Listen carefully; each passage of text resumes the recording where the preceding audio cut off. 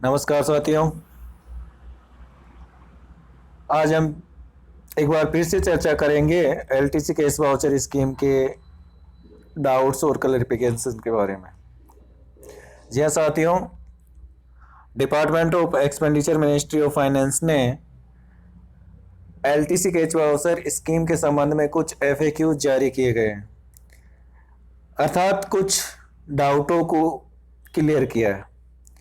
तो इनके बारे में एक एक करके इस वीडियो में डिस्कस करेंगे ताकि आप लोगों के डाउट क्लियर हो सके और आप इस स्कीम का भरपूर फायदा उठा सके।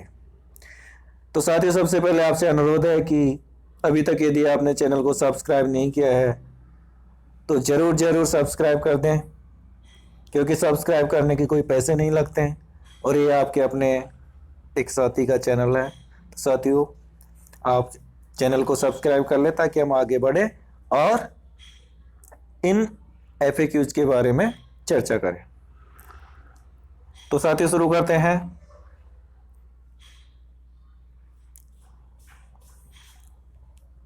सबसे पहले देखिए, पहला जो क्वेरी यहां पे दी गई है, तो चलिए साथियों शुरू करते हैं। सबसे पहले देखिए,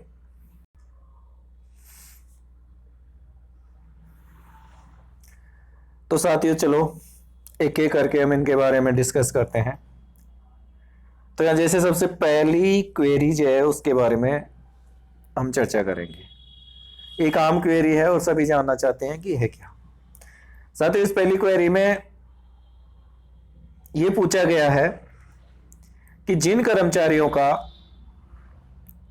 वर्क प्लेस और होम टाउन सेम हो और वो केवल ऑल इंडिया एलटीसी के लिए पात्र हो और वो उसने यदि अवेल कर लियो, जैसे मान लिया 18 से 21 का ब्लॉक ईयर है और वो आपने अवेल कर लिया है,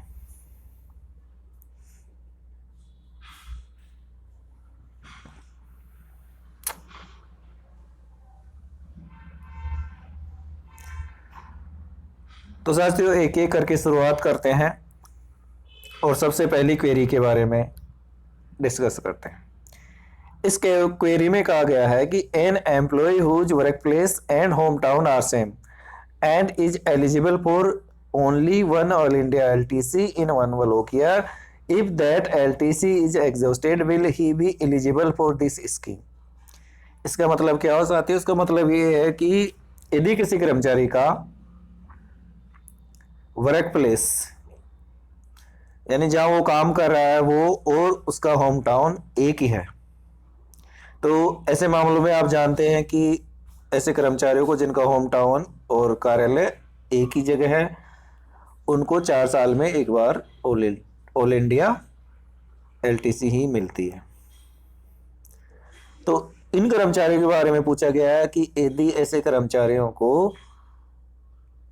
जिनको 4 साल में केवल एक एलटीसी मिलती है और वो उन्होंने अवेल कर ली है, तो क्या उनको इस स्कीम का फ़ायदा मिलेगा?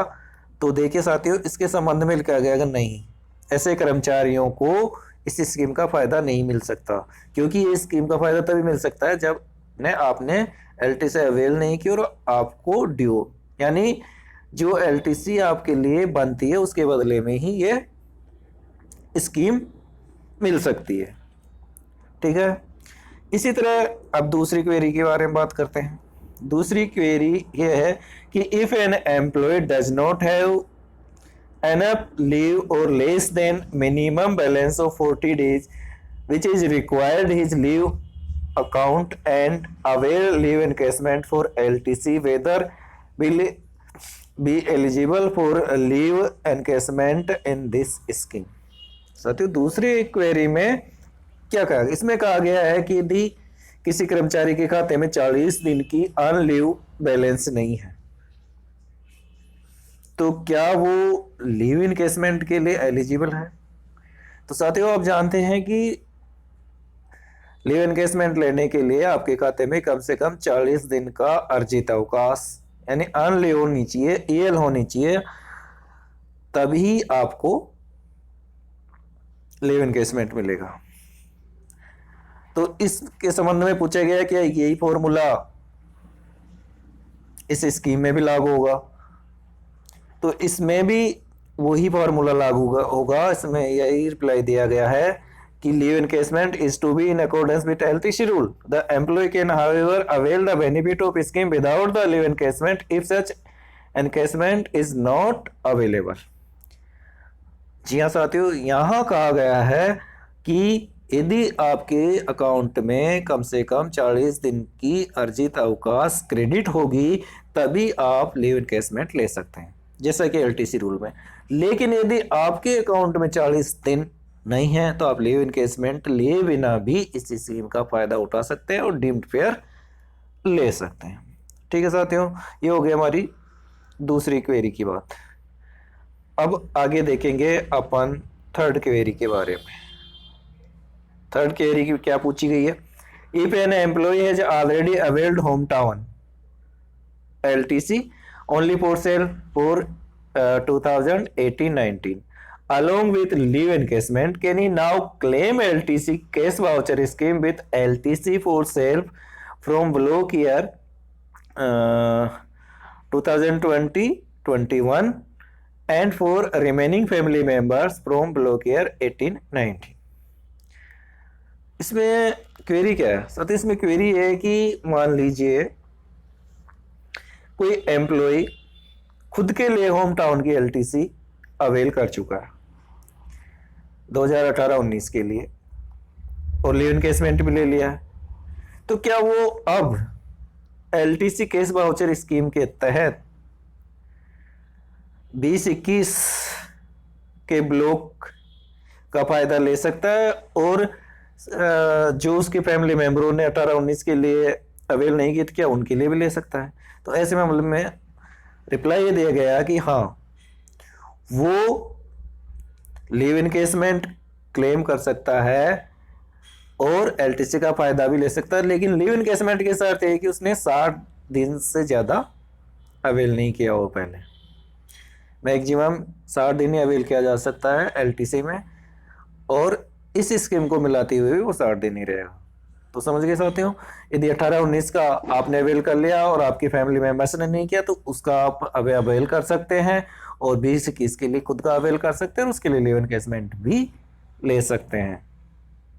ठीक है साथियों, इसी तरह चौथी क्वेरी है कि if both husband and wife are working in the central government, if one is availing LTC cash voucher scheme for self and spouse and also taking LTC leave encashment, then can the spouse avail LTC leave encashment separately?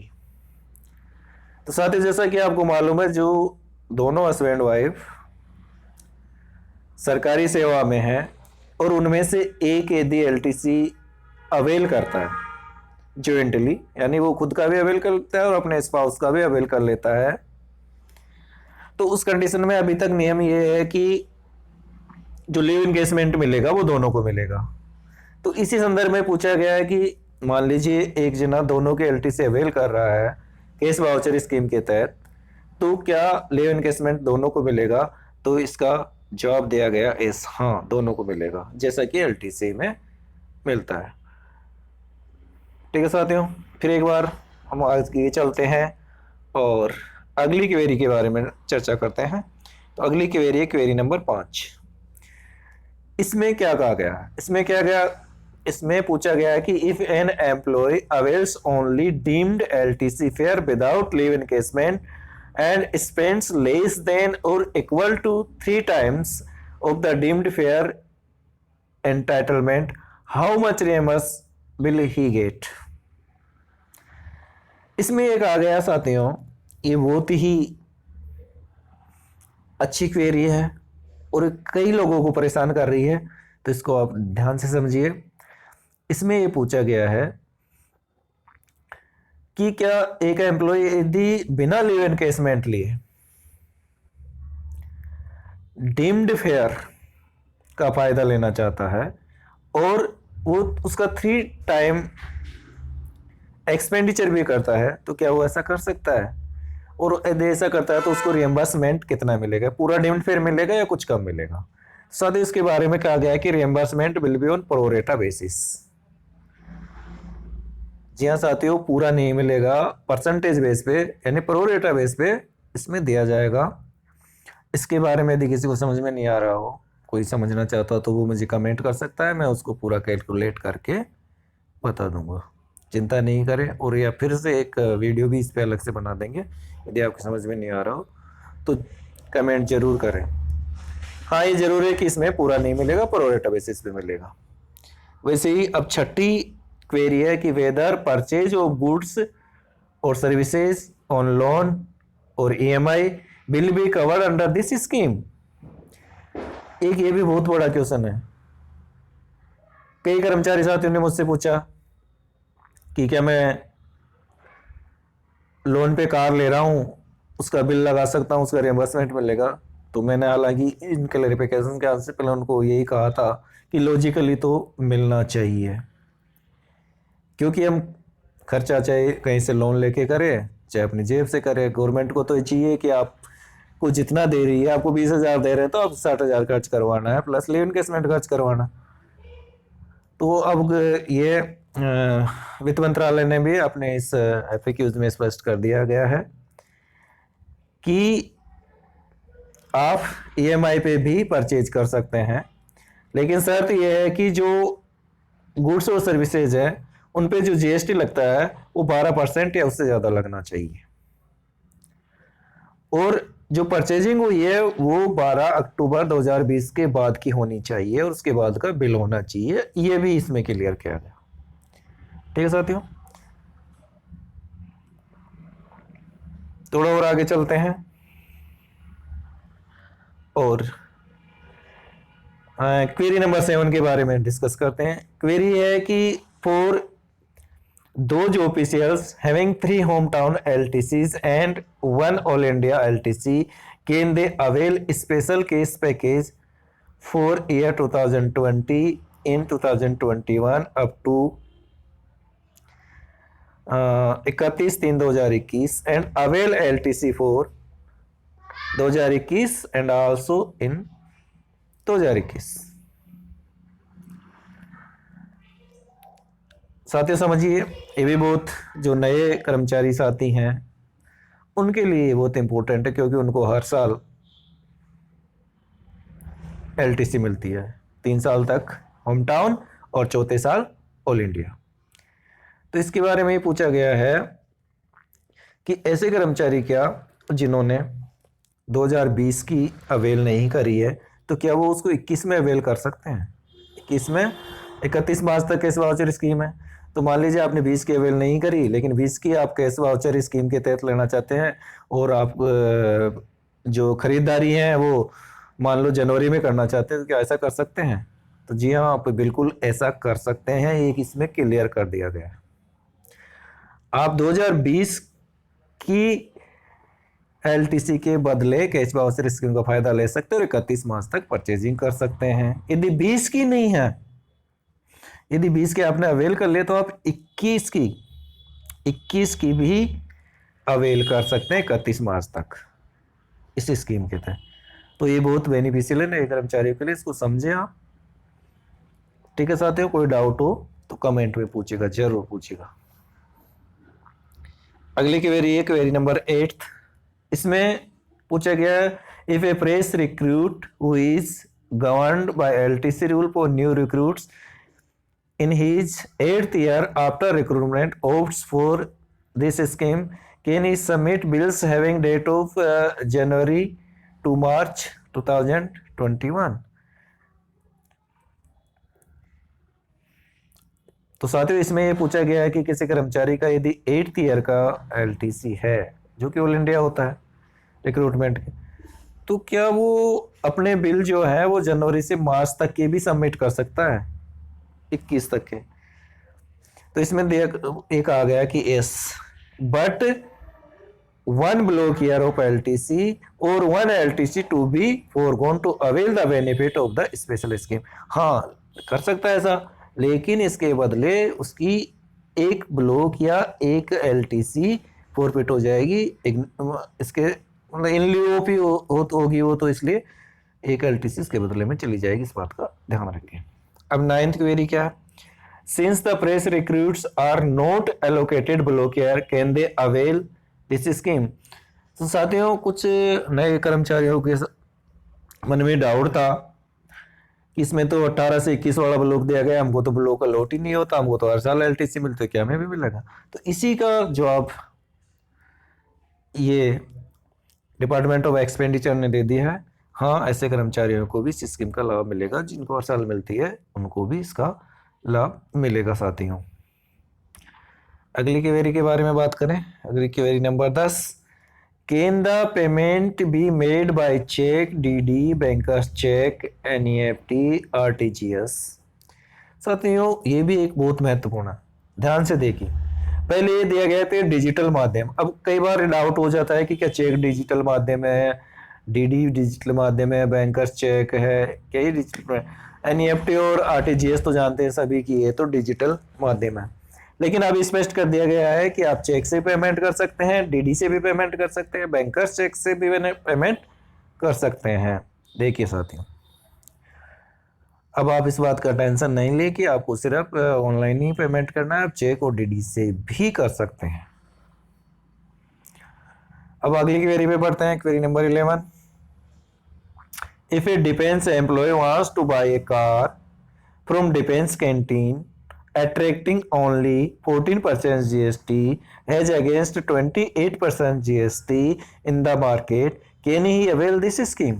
जी हाँ साथियों, हमारे जो defence के दोस्त साथी हैं उनके बारे में क्वेरी है। क्वेरी ये है कि यदि डिफेंस का कोई साथी कैंटीन से कार खरीदना चाहता है तो वहाँ 14% जीएसटी लगती है, जबकि मार्केट में 28% जीएसटी लगती है। तो क्या वो ये कार खरीद सकता है? तो इसमें स्पष्टीकरण दिया गया है कि कंडीशन ये है कि 12% जीएसटी लगनी चाहिए, चाहे वो डिडक्ट करने के बाद में भी 12% होनी चाहिए, और वो कार खरीद सकता है। इसमें कोई दिक्कत ही नहीं है, क्योंकि 14% अभी भी पे करना पड़ रहा है, तो यहाँ कोई दिक्कत नहीं है, वो जरूर खरीद सकते हैं। डिफेंस के साथियों के लिए बहुत अच्छी खुशखबरी है कि वो ऐसी कोई टेंशन ना ले, लेकिन खरीदें। लेकिन इसमें 14% की बात कही है, तो पेच ये है कि आप वो चीज़ें नहीं खरीदे जिन पे जीएसटी नहीं लग रहा वहाँ पे डिफेंस में।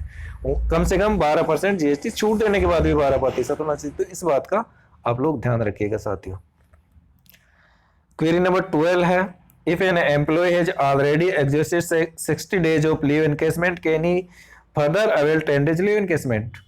साथियों, कुछ साथियों ने एक क्वेरी रखी है और उन्हीं के लिए जवाब दिया गया है कि जिन साथियों ने ऑलरेडी 60 दिन का लीव एनकेसमेंट एलटीसी के लिए ले लिया है, क्या उनको आगे भी लीव एनकेसमेंट मिलेगा इसी स्कीम के तहत?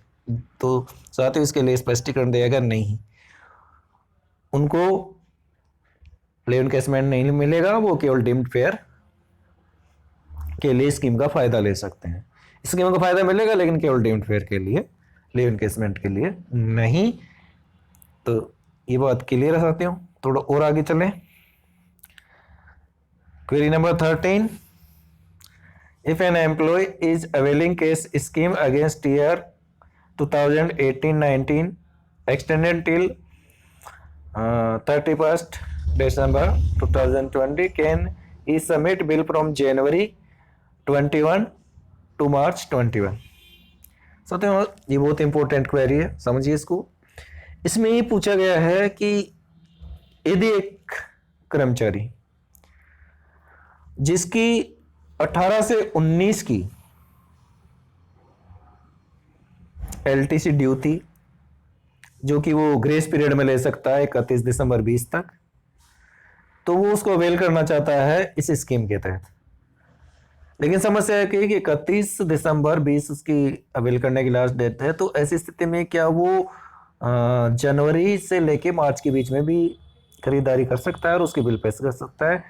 तो इस संबंध में स्पष्टीकरण दिया गया कि हाँ, कर सकता है। वो 31 दिसंबर लास्ट डेट नहीं होगी, उस मामले में उसकी 31 मार्च लास्ट डेट हो जाएगी, 31 मार्च 21 लास्ट डेट हो जाएगी, और बिल जो है वो 12 अक्टूबर से लेके 31 मार्च दिसंबर 21 के बीच के होने चाहिए।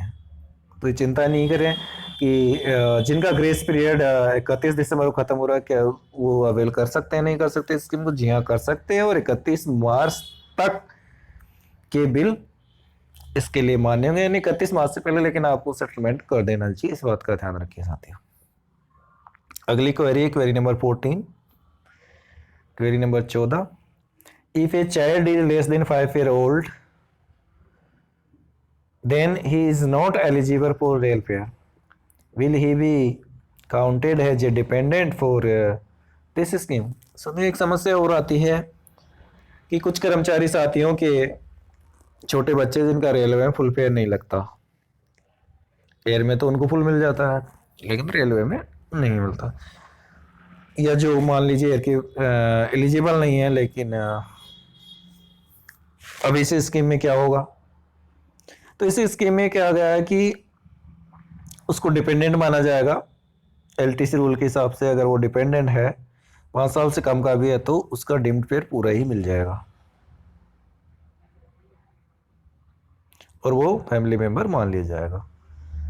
ठीक है साथियों, अगले क्वेरी की बात करते हैं। Query number 15, is this scheme applicable to the autonomous bodies? तो इसमें दिया गया कि क्या इस स्कीम ऑटोनोमस बॉडीज के लिए भी है?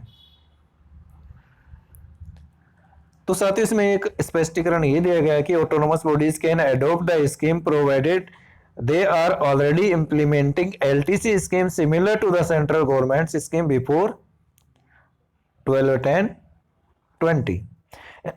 तो साथ ही इसमें क्या ये गया स्पष्टीकरण दिया गया कि ऑटोनोमस बॉडी भी ऐसी स्कीम को इम्प्लीमेंट कर सकती है, लेकिन शर्त ये है कि उनकी एलटीसी स्कीम्स जो हैं वो वैसी ही होनी चाहिए जैसे सेंट्रल गवर्नमेंट एम्प्लॉयज के लिए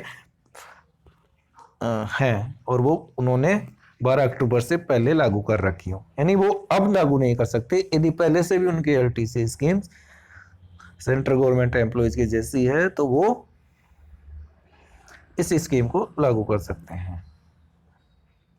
ठीक है, नेक्स्ट बात करते हैं query number 16, whether any advance will be given like LTC advance.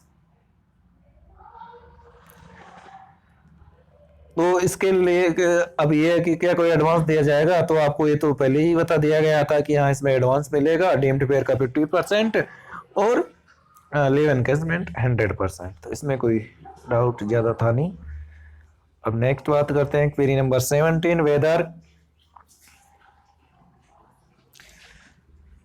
Weather we can purchase different items under the scheme like we purchase washing machine, mobile, AC or not. तो ये साथियों इसके बारे में भी पहले ही हो गया कि क्वेरी है कि क्या हम अलग अलग आइटम परचेज कर सकते हैं जैसे कि वॉशिंग मशीन, मोबाइल, एसी। तो इसमें है कि हम जरूर कर सकते हैं, लेकिन उनके जीएसटी 12% होना चाहिए, ऐसा कुछ नहीं है। ये कोई खास पहले भी ये तो क्लियर ही था, फिर भी एक बार और क्लियर कर दिया गया कि आप अलग अलग चीजें खरीद सकते हैं, उनकी जीएसटी 12% से ज्यादा होनी चाहिए। क्वेरी नंबर 18 है, I availed home LTC in 19, what is my eligible position for LTC cash voucher scheme. अब ये पूछा गया कि यदि किसी कर्मचारी ने 2019 में एलटीसी अवेल कर ली हो तो अब क्या होगा?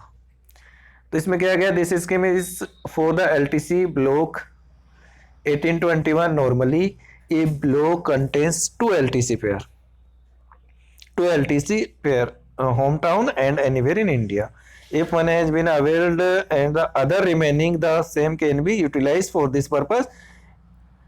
Any unutilized LTC of the block। तो साथ ही ये कोई खास नहीं है। यदि इसमें ये कि आपकी LTC ड्यू है, आप तो सीधे ये समझिए कि यदि कोई भी आपकी LTC ड्यू है तो उसके बदले में आप इस स्कीम का लाभ ले सकते हैं।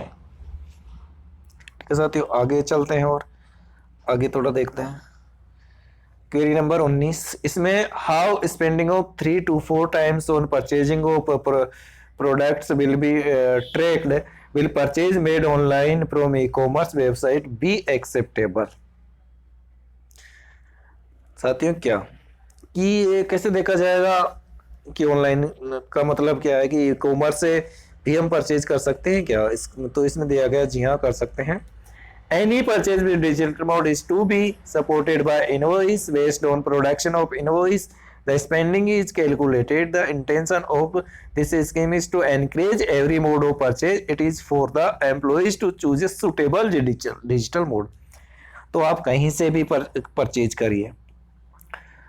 और ऊपर आपको बताया गया डीडी से, एनईएफटी से, आरजीटीएस से, और भी जो भी डिजिटल मोड है उनसे आप परचेज कर सकते हैं। उस परचेज के लिए आपको पेमेंट का सबूत और बिल का सबूत भी देना है। ठीक है साथियों, तो आप पेमेंट की रिसिप्ट ऑनलाइन करिए, उसका भी आपके पास सबूत होना चाहिए। सपोर्टेड डॉक्यूमेंट्स में आप कैश में भी कहीं भी परचेजिंग नहीं करेंगे, इस चीज़ का विशेष ध्यान रखें। Next query 20, I purchased certain items after 12 October 2020 but before normally exercising my option, can it be counted for reimbursement? तो इसमें दिया गया कि all eligible purchases on or after 12 October 2020 and before 31st March 2021 can be counted।